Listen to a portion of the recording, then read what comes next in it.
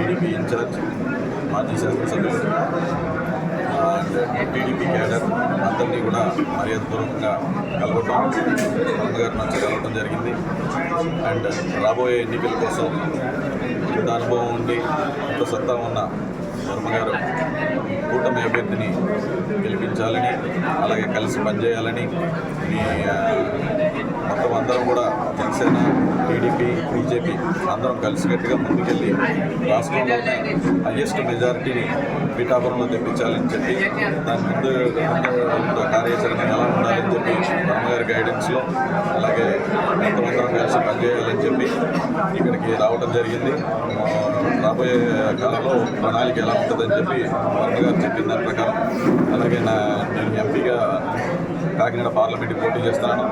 దానికి కూడా వర్మగారి experience and expertise ఎంతో అవసరం. దానికి కూడా ఎందుకంటే జిల్లా వ్యాప్తంగా రాజకీయం తెలిసి అనుభవం ఉన్న పెద్ద పెద్ద రాజకీయ నాయకులు పార్లమెంట్కి కూడా ముందుండి బాగా ఆయన చెప్పిన విధానంగా నడుచుకుని వచ్చే ఎన్నికల్లో కాకినాడ పార్లమెంట్ అండ్ పిఠాపురాన్ని కూడా హైయెస్ట్ మెజారిటీతో గెలుస్తాం. Thank you.